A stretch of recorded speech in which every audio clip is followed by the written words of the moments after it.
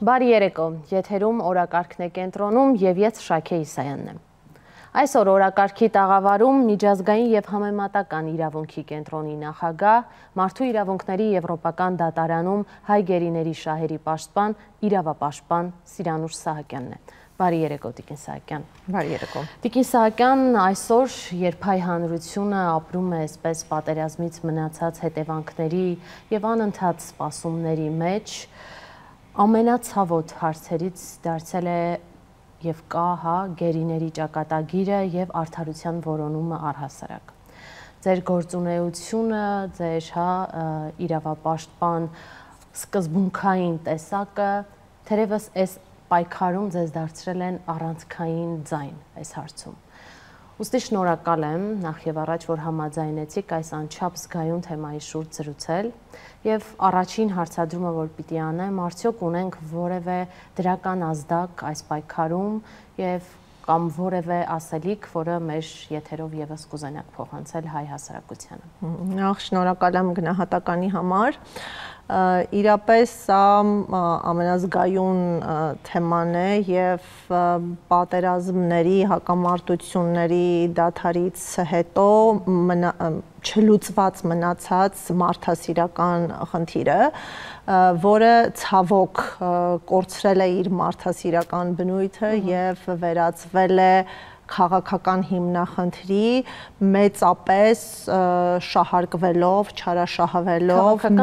միջպետական հարթության մեջ եւ սա է պատճառը, որ նաեւ խնդրի տեղաշարժի մասով դրական տեղաշարժեր չեն արձանագրվում։ Եթե նախկինում ընթացող բանակցություններին զուգահեռ փոքր գործարքներ էին տեղի ունենում, ինչպես օրինակ ականապատ դաշտերի քարտեզների տրամադրումը, ադրբեջանցի հանցագործների արտահանձնումը, միջոցառումների հյուրընկալում Ադրբեջանում կամ ոչ բարեկամական երկրների հեղինակության մեծացում միջազգայինորեն կամ հայ հասարակության շրջանում, ապա ներկայումս պարվել են փոքր այսպես կոչված առևտրային գործարքների հեռանկարը եւ հարցը էապես կախվածության մեջ է դրվել խաղաղության պայմանագրի ստորագրումից, որի առնչությամբ այո հնչեցվում են հայտարարություններ, որ համաձայնեցված են, կողմերը մոտ են, չափազանց մոտ են փաստաթղթի ստորագրմանը, մենք ունենք բազմաթիվ գործընկերներ, որոնք նաեւ արտաքին քաղաքական հարթության մեջ սատարում են, իրենց աջակցությունն են հայտնում, խրախուսում են, ինչևից է այդ փաստաթղթի փաստացի ստորագրման առնչությամբ տեղաշարժեր չկան եւ կարծում եմ կան շատ ավելի խորքային խոչընդոտներ, որոնց անգամ չեն անդրադառնում արտաքին գործընկերները եւ նման պայմաններում հասկանալի է, որ չլուծված է մնում հայ պատանների ազատ արձակման խնդիրը, նույն կերպ չլուծված են մնում անհետ կորածների, բռնի անհետացածների ճակատագրի պարզման ուղղությամբ ընթացող քայլերը եւ քննարկումները տեղափոխվել են միջազգային իրավական կամ կվազի իրավական ատյաններ, որտեղ քննարկվում են, Ադրբեջանին կոչեր են հասցեագրվում, բայց փաստացի տեսանելի արդյունք չկա եւ անկեղծ ասած կարճ հեռանկարում նաեւ նման արդյունքի հեռանկար չենք տեսնում։ Տիկին Սահակյան, քանի որ սա եւս սոցիալական ցանցերում ու երբեմն հասարակության մեջ քննարկման առարկա է, ապա մեզ կբացատրեք ինչու՞մն է կայանում տարբերությունը, պետական մարմինների կողմից հրապարակված գերիների թվի հետ կապված եւ ձեր կողմից, հրապարակված թվերի մեջ այդ տարբերությունը ինչու՞մ է կայանում։ Պետական մարմինները հայտարարում են Ադրբեջանի կողմից հաստատված եւ Ադրբեջանում անազատության մեջ պահվող հայերի թվաքանակը եւ այստեղ հասկանալի է, որ վիճելիություն չկա, քանի որ ադրբեջանական կողմը թե Մարդու իրավունքների եվրոպական դատարանին եւ թե Կարմիր խաչի միջազգային կոմիտեին հայտնել է, որ այդ հայերը պահվում են Ադրբեջանում եւ ադրբեջանական կողմը արձանագրել է 23 թիվը եւ առնվազն միջազգայինորեն այս անձանց կյանքի իրավունքի նկատմամբ հանձնառել է պատասխանատվություն, սակայն ադրբեջանական կողմը մերժում է այլ հայերի Ադրբեջանում գտնվելու վարկածը, մինչդեռ փաստական տվյալները ցուցադրում են, որ շատ այլ հայեր գերեվարվել են Ադրբեջանի կողմից, հետագայում նրանք բռնի անհետացվել են եւ այս պահին հասկանալի է, որ նրանց գտնվելու կամ ճակատագրերի վերաբերյալ ստուգված տեղեկություններ չկա եւ ադրբեջանական կողմը մերժողական քաղաքականություն է վարում, հերքելով նրանց Ադրբեջանի վերահսկողության տակ հարցում էլ որևէ դրական տեղաշարժ չկա։ Այո, եւ իրավական տեսանկյունից հասկանալի է, որ այս անձինք համարվում են բռնի անհետացման ենթարկված գերիներ, բայց նրանք ի սկզբանե գերեվարված են եղել, ուստի մենք երբ ներկայացնում ենք գերիների վերաբերյալ ամբողջական պատկեր,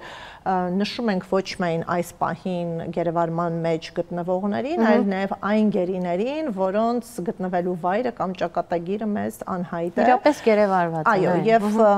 մեր ունեցած փաստական ստուգված տվյալներով առնվազն 80 գերիներ արժանացել են այդ ճակատագրին, այսինքն նրանք ենթարկվել են բռնի անհետացման, բայց նաև նշեմ, որ մարդասիրական բնույթ ունի նաև անհետ կորածների ճակատագրերի որոնումը, ընդ որում մենք անհետ կորածներ ունենք դեռևս 2020 թվականից, իհարկե ունենք նաև 90-ական թվականներից եւ անհետ կորելու երևույթը նաև արկա է եղել 2023 թվականի սեպտեմբերյան ագրեսիայի ընթացքում, ի տարբերություն բռնի անհետացած գերիների, այս պարագայում մենք չգիտենք արդյոք անձը մարտի դաշտում զոհվել է, թե զենքը վայր է դրել եւ գերեվարվել ադրբեջանական զինծառայողների կողմից, այստեղ թե մահանալու եւ թե գերեվարվելու կանխավարկածը ունեն հավասար հավանականություն եւ մենք չենք բացառում, որ օրինակ անձը զոհված լինի, պարզապես որոնողական գործողություններ չթույլատրելու կամ դրանց ոչ արդյունավետության պատճառով չբացահայտվեն նրանց դիերը եւ անհետ կորածների ճակատագրի պարզումը եւս Ադրբեջանի պատասխանատվության ներքո է, մենք այստեղ եւս միտումնավոր գործելակերպ ենք տեսնում, միտված հայերի շրջանում տառապանքների մեծացմանը, օրինակ ունենք դեպքեր, որ վարում ենք, երբ դիակի գտնվելու վայրը հայտնի է, տեսանելի է, նույնիսկ տեսանկարահանված է, բայց ադրբեջանական կողմը տևական ժամանակ չի մոտենում դին վերցնելու եւ հայկական կողմին հանձնելու նպատակով կամ այդ գործընթացները կազմակերպում են չափազանց ուշ, որպեսզի հավելյալ տառապանքներ պատճառեն ընտանիքների շրջանում։ Իսկ Բաքվում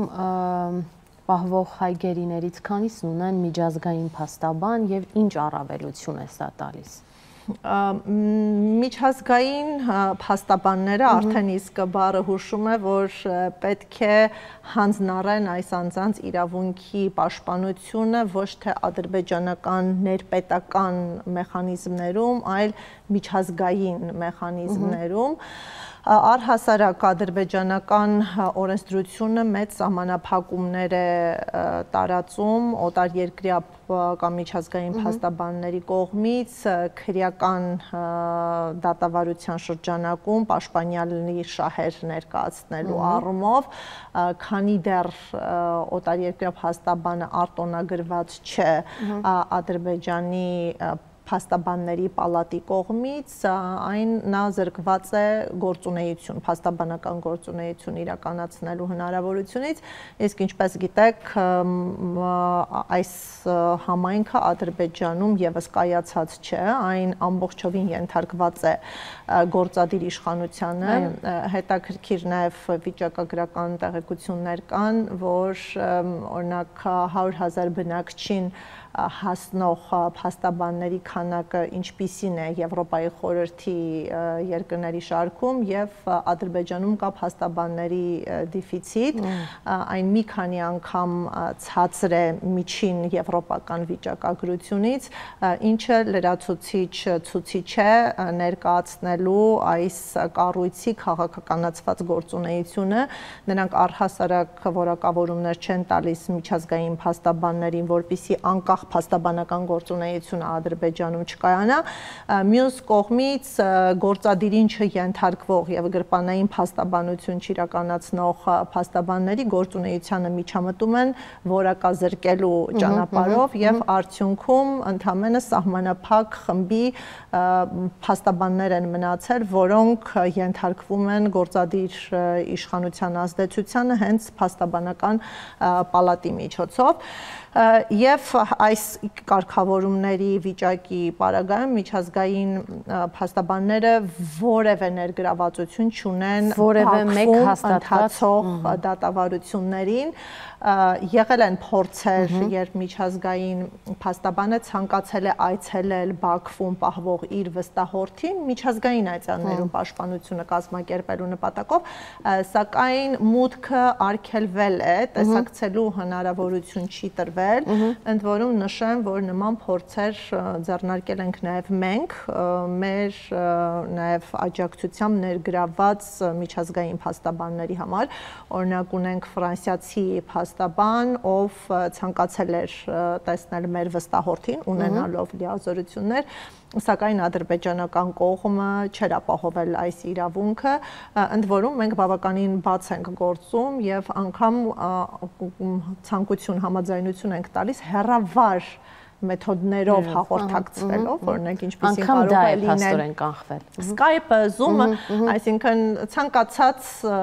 գործիք, որը հնարավորություն է տալիս նաև հեռավար շփվել, բայց ադրբեջանական կողմը այն սահմանափակում է։ Իմ ունեցած տվյալներով այս պահին կան ներգրավված 3 միջազգային փաստաբաններ, որոնք գործեր են վարում մարդու իրավունքների եվրոպական դատարանում եւ ՄԱԿ-ի մարդու իրավունքների հարցերով զբաղվող մեխանիզմներում, մնացյալ պարագայում այս անձինք ներկայացված են կամ Հայաստանի Հանրապետության կառավարության կողմից կամ ներպետական փաստաբանական խմբերի կողմից կամ ներպետական իրավապաշտպանների կողմից։ Բոլոր դեպքերում 23 հայերի առնչությամբ կան իրավական գործընթացներ, պարզապես ոչ միշտ է, որ այդ գործընթացները վարում են միջազգային փաստաբանները։ Հասկանալի է, այս պարագայում որն է կամ կա այդպիսի մի գործընթաց ըստ ձեզ, որը այդպես վստահություն կհաղորդի եւ թույլ կտա որևէ առաջընթաց ունենալ առանց այդպես ցավալի զիջումների, այլ խոսքով ասած, որն է լինելու ամենաարդյունավետ ռազմավարությունը հայ կերիներին տուն վերադարձնելու համար։ Ինչու եմ սա հարցնում, որովհետեւ դուք ձեր խոսքում էլ ասեցիք, հա, ըստ երևույթին շատ փակագծեր չբացելով, բայց մեզ համար էլ հասկանալի է, որ որևէ պետություն այս հարցով չի զբաղվում, ակնհայտ է, որ միջազգային կառույցները եւս, այսպես ասեմ, ներգրավված են շատ սիմվոլիկ, հա, բնույթով այս հարցում, հայկական պետությունը եւս կարող ենք ասել, այսինքն ամբողջ բեռը կարելի ասել թողնված է անհատների, ընտանիքներ, մասնագետներ, իրավապաշտպաններ, նվիրյալներ եւ այլն։ Այդ դեպքում որն է լինելու ամենաարդյունավետ ռազմավարությունը ի վերջո այս հարցում որևէ լուծման գալու, որովհետեւ ըստ իս պետք է գործեր համապարփակ ծրագիր, հա, պետք է լիներ համահայկական, միասնական, ընդհանուր ծրագիր ի պաշտպանություն հայ գերիների, հա, եւ պետք է օգտագործվեր բոլոր հնարավոր միջոցները, այդ թվում աշխարհում ամենաազդեցիկ հայերին ներգրավելով այս process-ում։ Կարծես թե մենք սրա ականատեսը չենք լինում նաեւ։ Նախ կիսում եմ ձեր մոտեցումը, որ այստեղ համախմբված գործելու եւ ազդեցիկ հայերի եւ օտարերկրացիների պոտենցիալը համախմբելու գործընթաց պետք է իրականացվեր, սակայն դրա չիրականացումն էլ ինձ համար պարզ է եւ բացատրելի, վերահաստատեմ, որ գերիների վերադարձի խնդիրը ընկալվում է որպես քաղաքական արդյունքի ածանցվող հետևանք, այսինքն ստացվում է այս հարցը բացառապես Ալիևի քաղաքական կամքի շրջանակներում է։ Այո, երբ քաղաքական հարցերը լուծում ստանան, որպես բարի կամքի դրսևորում եւ մարդասիրական կերպարով ներկայացող ղեկավար, Ալիևը ազատ կարձակի հայ պատաններին, ընդ որում հասկանալի է, որ պիտակավորված, որպես ահաբեկիչներ, որպես հանցագործներ, որոնք ընդհանրապես իր մարդասիրությունից ելնելով կարող են ազատություն վայելել։ Սակայն իրականում խնդիրը հետևյալն էր՝ հասնել այս անձանց իրավունքների խախտումների բարձրաձայնման արձանագրման, ներգրավել ազդեցիկ պետություններ, հայտնի անձինք, ովքեր ունեն ազդեցության գոտիներ նաև Ադրբեջանում, եւ համատեղ դիվանագիտության շնորհիվ, ընդ որում այստեղ ես նկատի ունեմ նաև հանրային դիվանագիտությունը, բանեցնել այնպիսի ճնշում, ինչը կհանգեցներ իրավիճակի փոփոխության եւ այս անձանց ազատ արձակման։ Ընդ որում նշեմ, որ այդ բանակցելու արվեստն էլ մեծ նշանակություն ունի, եթե մենք փորձենք փաստարկներ ներկայացնել, ապա տեսնենք, որ մի դիտանկյունից անգամ Ադրբեջանի համար կարող էր ընդունելի լուծում լինել հայ պատանների ազատ արձակումը եւ Ադրբեջանի ընկած վարկանիշի բարձրացումը կամ այդ վարկանիշի վերականգնմամբ միջազգային գործընթացների լայն ներգրավվածությունը, պակաս մեկուսացվածությունը եւ այլն, այսինքն այստեղ կարելի էր այնպիսի աշխատանք տանել, որ ապահովվեր դրական իմիջ Ադրբեջանի վարկաբեկված ղեկավարներին, փոխարենը հասնել մարդասիրական խնդիրների լուծմանը։ Եվ կարծում եմ ապագայում էլ ջանքերը պետք է համախմբվեն, պետք է տարվի դիվանագիտական քաղաքական աշխատանք Ադրբեջանում ազդեցություններ ստեղծելու եւ այս ազդեցությունների միջոցով ճնշումներ գործադրելու, ընդ որում փափուկ եւ նաեւ կոշտ ճնշում, բանակցային, օրինակ տնտեսական շահեր առաջացնելու ճնշում կամ ուղղակի պատժամիջոցների ճնշում, եւ երկրորդը դա համադրվի իրավական գործընթացների հետ, որտեղ մենք կունենանք դիրքորոշումներ, դատական ակտեր եւ այս դատական ակտերը կլինեն լրացուցիչ խաղաքարտեր միջազգային կառույցների շրջանակում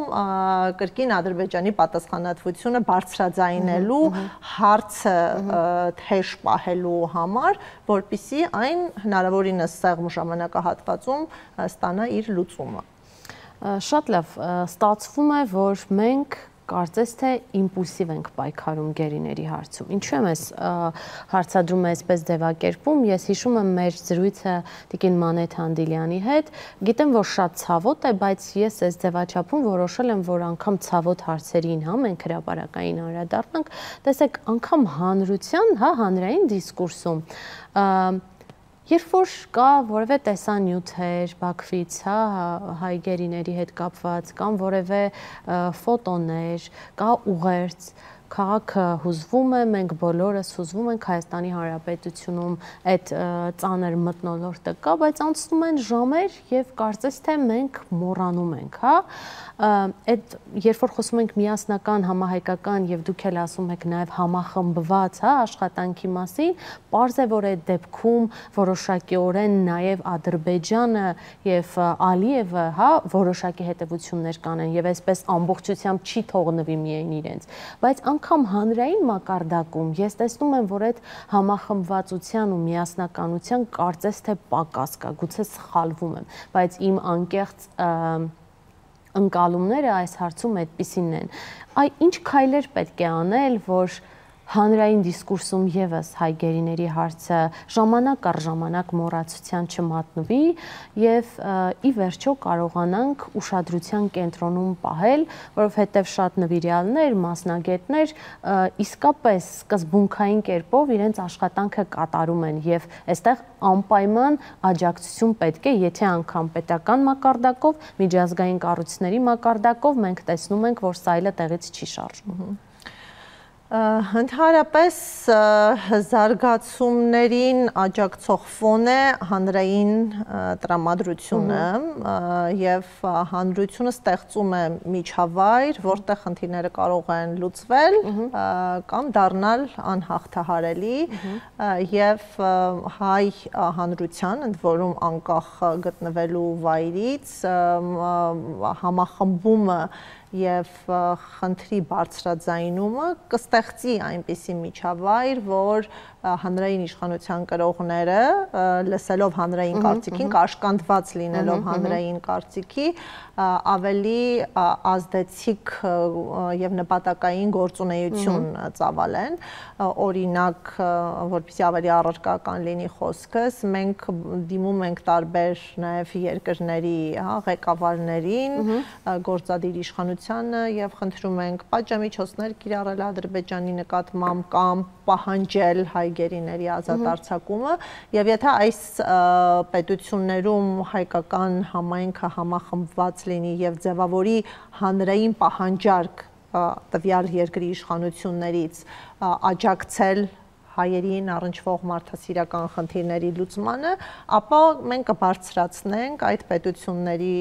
կողմից գործելու հավանականությունները։ Ընդհուպ մինչև այս հանրային տեսակետների կամ ճնշման միջոցով կարելի է առանձին պետությունների ներքաշել միջազգային իրավական գործընթացներում, օրինակ նույն Նիդերլանդները ակտիվ դերակատարում են ունենում Ռուսաստանի հետ կապված իրավական գործընթացներում կամ անգամ Գազայի կամ Բելարուսի հետ կապված մենք տեսնում ենք, որ ոչ թե տուժած պետությունն է գործում, այլ նաև երրորդ պետություններ, որտեղ հանրությունը պահանջարկ է ձևավորում։ Ուստի կարծում եմ հայ հասարակությունը պետք է այստեղ ցուցադրի հարցի նկատմամբ շահագրգռվածություն, բացառի անտարբեր դիմագծով ներքին եւ արտաքին լսարանին ներկայանալը եւ հստակ հանրային պահանջարկ ձևավորի, որ այս խնդիրը պետք է ստանա լուծում պետական իշխանության մարմինների ներգրավվածության, թե Հայաստանի Հանրապետության ներսում եւ թե Հայաստանի սահմաններից դուրս։ Հիմա ինչպես ցուցադրել այդ հանրային աջակցությունը, բարեբախտաբար ժամանակակից տեխնոլոգիական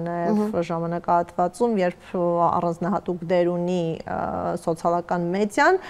այս ուղիները հեշտացել եւ պարզեցվել են, ընդ որում դրանք կարող են մուլտիպլիկացիոն էֆեկտներ ունենալ, հատկապես սոցիալական հարթակներում դա շատ նկատելի եւ չափելի է, դրա համար կարծում եմ կարող են ընդամենը, ասենք, չգիտեմ, ակտիվիզմի տարերով միջոցառումներ ձեռնարկել, կարող են բարբերաբար խնդիրը իրենց ընկերների կամ լայն լսարանի շրջանակում ցուցադրել, այստեղ ազդեցիկ հայերը, որոնք ունեն մեծ հետևորդներ եւս կարող են պոստերի միջոցով խնդիրը պահել իրենց ուշադրության կենտրոնում։ Այո, որովհետեւ վստահ եմ, թե ձեզ, թե մեզ նաև շատ են դիմում շարքային քաղաքացիներ, ովքեր անընդհատ ասում են, որ ունենք խելագարության զգացում անզորությունից, բայց չգիտենք ինչ անել եւ ինչպես անել, որպեսզի կարողանանք մեր աջակցությունը այս հարցում ունենալ։ Կարծում եմ այստեղ խնդրի մասին խոսելն է եւ խնդրի լուծման նկատմամբ պահանջատիրություն ձևակերպելը եւ արտահայտչականության բոլոր դրսևորումները կարծում եմ օգտակար կարող են լինել, սկսած պոստեր գրելուց, նկարների միջոցով էմոցիաներ փոխանցելուց կամ ելույթների ժամանակ խնդիրը ներկայացնելուց։ Եվ ամենակարևորը չհանձնվել, որ այս հարցում չունենք դեռևս դրական տեղաշարժ, ի վերջո այս միասնականության եւ համախմբվածության արդյունքում, ինչպես դուք ճիշտ նշեցիք, երրորդ պետություններն անգամ կարող են իրենց ազդեցությամբ ինչ-որ բան տեղաշարժել։ Այո, մենք մեր ձայնով պետք է ապահովենք այն միջավայրը, թե երկրի ներսում եւ թե երկրից դուրս, որոնք հասունացնեն խնդրի լուծումը եւ հայ գերիների արագ ազատ արձակումը։ Տիկին Սահակյան, մի այսպիսի հարցադրում, այն գերիները, որոնք օբյեկտիվ եւ սուբյեկտիվ պատճառներով այսպես հանրության լայն շերտերին իրենց մասին տեղեկացվածություն չկա, հա, շատ այդպես հրապարակումներ չկան, ես կուզենայի իմանալ պետությունը որևէ աջակցություն իրենց ընտանիքներին տրամադրում է, թե չէ, առհասարակ ինչ տեղեկություն ունեք այդ մասին, որևէ աջակցության ծրագրեր կան, թե ոչ։ Նշեմ, որ գերիների մասով կա ֆիքսված գումար, որը ամսական կտրվածքով տրամադրվում է ընտանիքներին, սակայն նաև տենդենց ենք տեսնում, որ որոշ նախաձեռնությունների արդյունքում կարող է դադարեցվել այդ աջակցությունը։ Այստեղ շատ պարզ մոտեցում էր ընկած, որ հիմնականում գերիները ընտանիքի կերակրողներ են եւ քանի որ գտնվում են իրենց ընտանիքներից հեռու եւ մեծ հաշվով նրանց վերադարձը պետության խնդիրն է, որը առայժմ մնում է չլուծված, հասկանալի է, որ սոցիալական խնդիրները լուծելու համար պետությունը այս դերը պետք է իր վրա վերցներ։ Ես հույս ունեմ, պարզապես այդ որպես սոցիալական երաշխիք դադարեցվում է եւ այլևս որևէ ֆինանսական աջակցությունից չեն օգտվի։ Իհարկե, սա այս պահին որպես մտահոգություն բարձրաձայնվել է մի շարք ընտանիքների կողմից, ես լիահույս եմ, որ այն կմնա նախաձեռնություն եւ այստեղ որոշումներ չեն կայացվի, ինչը կհանգեցնի հոգեբանական ծանր վիճակում գտնվող այս անձանց սոցիալական վիճակի վատթարացմանը։ Նաև մենք օրենսդրորեն ունենք երաշխիքներ, որոնք կապված են զոհված կամ անհետ կորած զինծառայողների մասով, բայց ոչ բոլոր ընտանիքներն են, որ կարողանում են այս երաշխիքից օգտվել եւ խնդիրը հիմնականում կապված է ԴՆԹ նույնականացման արդյունքները չընդունելու հետ։ Ընթացակարգը պահանջում է, որ այս պարագայում կամ անձը լինի զոհված, կամ եթե անհետ է, սահմանված ընթացակարգերով ճանաչվի անհայտ բացակայող կամ մահացած։ Բազմաթիվ ընտանիքներ գտնում են, որ իրենց հարազատները ողջ են, առանձին դեպքերում կան ԴՆԹ նույնականացման արդյունքներ, որոնք վիճարկվում են ընտանիքների կողմից եւ նրանք խնդրահարույց են համարում անգամ քաղաքացիայի իրավական հարաբերությունների տրամաբանության մեջ իրենց հարազատին անհետ բացակայող կամ մահացած ճանաչել է եւ առանց այս կարգավիճակի նրանք որևէ գումար չեն կարողանում ստանալ զինծառայողների համար եւ ստացվում է, որ հայտնվել են մի իրավիճակում, որ երեխան չկա, անհետ է, դրական արձագանքներ չկան, իրավիճակը կարող է տևական լինել, մյուս կողմից կան սոցիալական երաշխիքներ, որոնք կիրառելի են կարգավիճակը հստակեցված անձանց պարագայում եւ այս անձինք որևէ տեսակի սոցիալական աջակցությունից չեն օգտվում։ Ինչ է առաջարկում այդ դեպքում պետությունը այս ընտանիքներին։ Այստեղ օրենսդրական կարգավորվածության խնդիր է, պետք է վերանայվեն եւ պետությունը հստակ քաղաքականություն վարի այն խմբի հանդեպ, որոնք բոլոր դեպքերում չեն ընդունում իրենց զավակների զոհված լինելու հանգամանքը, քանի որ չեն վստահում նույնականացման։ Զգայուն է հարցը եւ այստեղ պետք է որոշակի քայլեր կատարվեն։ Տիկին Սահակյան, վերջում ժամանակասուղ է, մենք անվերջ իհարկե կարող ենք խնդիրների անդրադառնալ, բայց ես հիշում եմ, որ դուք բազմիցս անդրադարձել եք այն հարցին, որ Հայաստանի այսպես վերջին պաշտպանական գիծը դա միջազգային արդարադատության դաշտում է, հա, այս պայմաններում կուզենայի իմանալ ինչպես է գնահատում Հայաստանի միջազգային դատական հայցերից հրաժարվելու հնարավոր քննարկումները։ Մեկ բառով կործանարար կորակեմ, իմ մոտեցումը այն է, որ Հայաստանը օբյեկտիվ կամ սուբյեկտիվ պատճառներով տապալել է պայքարի կամ խնդիրների լուծման քաղաքական ճանապարհը, ռազմական ճանապարհը, նաև այն տեսանկյունից, որ արդյունավետ ինքնապաշտպանությունն չի կարողացել կազմակերպել եւ այս պահին էլ Հայաստանի տարածքները մնում են օկուպացված Ադրբեջանի կողմից, սահմանային հատվածներում մենք մշտապես ենթարկվում ենք սպառնալիքների եւ իրական ուժի գործադրման այլ դրվագների եւ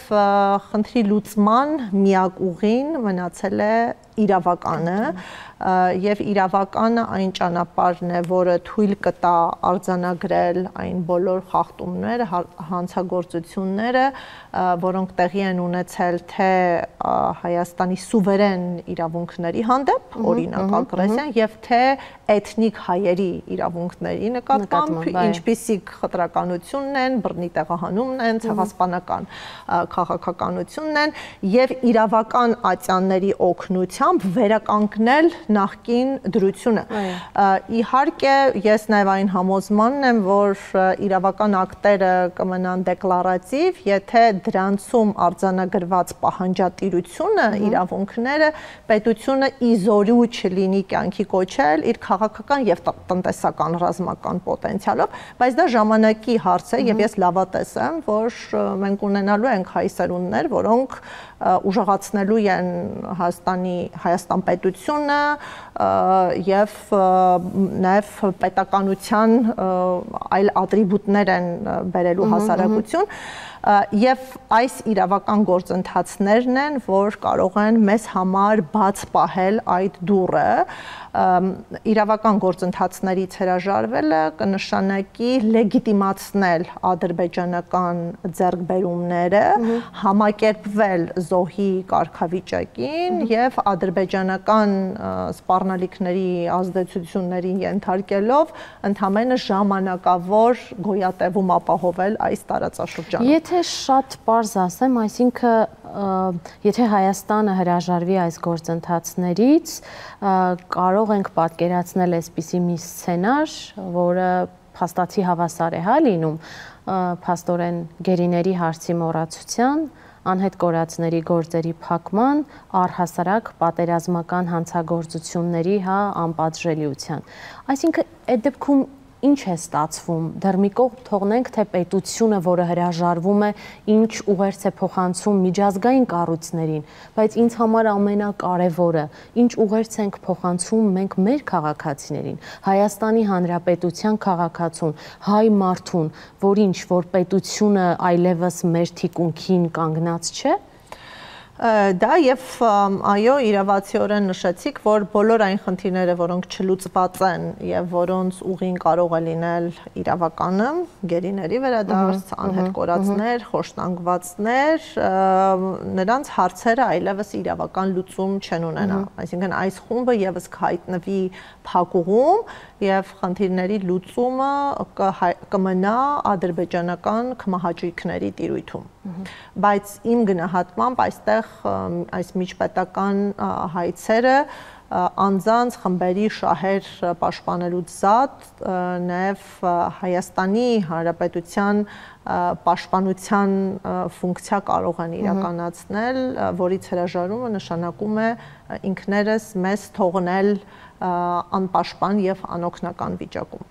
Շնորհակալ եմ, հուսամ, որ մեր հաջորդ հանդիպմանը շատ ավելի դրական, այսպես տեղաշարժեր կլինեն այս հարցում եւ ինչու՞ չէ այն քաղաքացիները, ովքեր մեզ այսպես շատ հարցադրումներ էին անում, թե ինչ պետք է անել, կլսեն նաև ձեր ուղերձը եւ մենք, այսինքն հանրությունը կկարողանա այդ